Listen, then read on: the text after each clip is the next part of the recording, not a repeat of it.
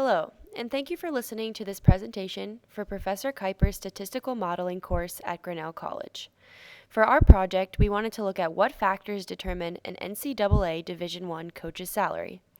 We wanted to look at this topic for a variety of reasons. First, our group is comprised of college athletes, so therefore we knew we wanted to have our project be related to college sports.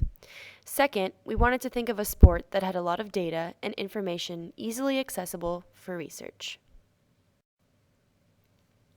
This is when we decided to turn to Division I college basketball within the National Collegiate Athletic Association, which we refer to here on out as the NCAA. College basketball is a huge part of American culture and even has the entire month of March dedicated to the sport. March Madness is an American men's college basketball tournament that takes place in March to determine the champion of college basketball. The tournament generates many passionate viewers who go so far as to collectively bet billions of dollars on who will win each game and the overall championship. Last year, fans wagered around $9 billion on the tournament, roughly double that of the Super Bowl. And for the NCAA, it is one of the most profitable events that they host. For the 2015 tournament, they made about $900 million in revenue from things such as ticket sales and TV deals. From our original research, we also saw a huge discrepancy in salaries, with the lowest paid coach making $85,000 annually and the highest coach, John Calipari, making around $6.4 million annually. This salary is roughly 21 times that of the median salary of $300,000. From the summary statistics, we identified a couple of factors that we thought might determine salaries. Some of these factors included number of years coaching, highest NCAA tournament finish, and career record. The goal of this project was to create a simple model that could be used to predict coaches' salaries. We defined a successful simple model as one that balanced a high R-squared value with a small number of terms.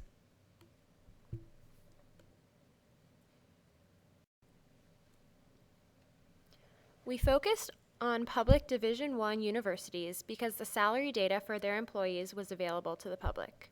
While we initially wanted to use 5 years' worth of salary data, we soon realized that this was not possible. Many of the schools only had the 2014 through 2015 salaries available, so we decided to only use 1 year's worth of salary data.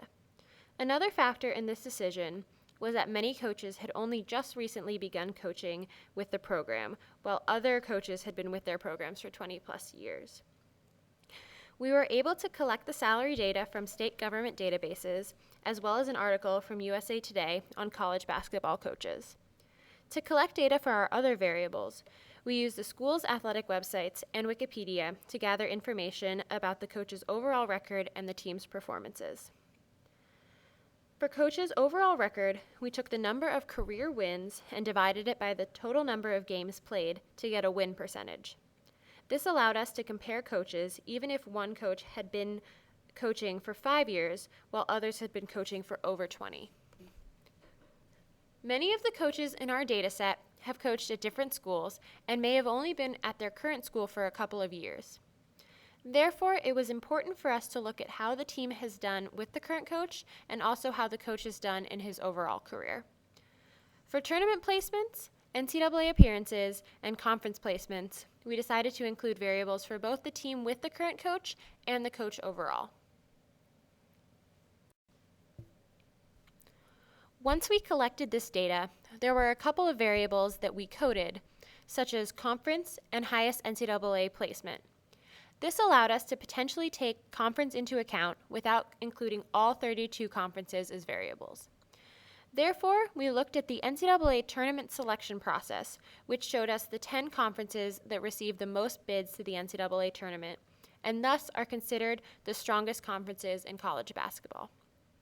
We gave these conferences a value of 1 and the other conferences a value of 0, which allowed us to treat conference as a quantitative variable.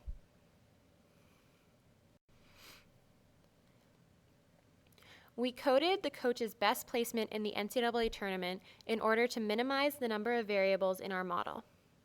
To do this, we gave the champions a value of 1, second place finishers a value of 2, teams that made it to the Final Four a value of 4, and so on until the round of 64. This allowed us to have a quantitative variable that would take NCAA high into account without requiring a categorical variable for each specific type of finish. To build our model, we used a best subsets regression to determine which variables would be most useful in predicting coach's salary. This best subsets regression showed us many options for a model, but the R-squared values were relatively close, and thus we decided to choose a model which was simple. Here is the model that we chose to predict coach salaries. We chose this model because it balanced a high R-squared value with a relatively few number of terms. The model shown has 9 terms and an adjusted R-squared value of 73.17%. As you can see, we performed a log transformation of our response variable. We performed this transformation due to the highly skewed nature of our original distribution. This improved our R-squared value from 64.67% to 70.93% and normalized our distribution, as shown by the difference between the transformed distribution on the left and the transformed distribution on the right. Along with performing a log transformation of our model, we also decided to include 2 interaction terms, the first between years coaching and the coach's number of NCAA tournament appearances, and the second between years coaching and the coach's highest place in the NCAA tournament. Interaction terms are used in modeling when the effect of one explanatory variable on the response variable differs as the value of another explanatory variable changes. Both of the interactions included in our model involved an interaction with number of years coaching. We correctly suspected that this variable would interact with both the number of NCAA tournament appearances the coach had, as well as the coach's highest place in the tournament, as coaches with a greater number of seasons simply have more opportunities to both make it into the tournament and place higher. Therefore, the impact on salary of a coach making it into the NCAA tournament would be greater for a coach with, say, 5 seasons than a coach with 40. The same would be true for coaches who placed high in the tournament. While we looked at other possible interaction terms, we decided not to include them because they either were not significant or didn't improve our R-squared value enough to warrant adding an additional term to the model. Adding interaction terms to our model improved our R-squared value from 70.93% to 73.17%. At a glance, one of the coefficients in our model seems puzzling. While the years coaching coefficient is positive as expected, the years with program coefficient is unexpectedly negative. This coefficient suggests that as the number of years a coach has been with a given team increases, the coach's salary falls. A deeper look at what this variable could indicate suggests that maybe this negative coefficient isn't as surprising as it sounds. In theory, the best coaches are both paid a lot and in high demand. Because the best coaches are in high demand, we expect that they would switch programs more often, as other schools are willing to offer them a higher salary than the one they are currently receiving. If this is the case, we would expect higher paid coaches to, on average, have fewer years with a program than lower paid coaches. Another coefficient that should be briefly discussed for clarification is coach high. This coefficient is negative because lower values indicate higher placement in the NCAA tournament than higher values. In conclusion, we can see that our model can be used to predict the salaries of NCAA Division I coaches at public institutions.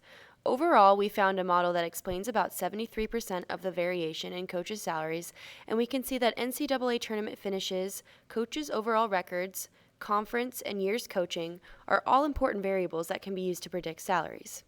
However, since we only looked at public schools and salary data for 2014-2015, we cannot extend our model to all Division I basketball programs. Therefore, further research could be done that includes private and public schools and multiple years of salary data. Finally, as our response variable only reflected coaches' basis salaries, further research should account for the more complex contracts of many coaches who earn additional compensation. Thank you.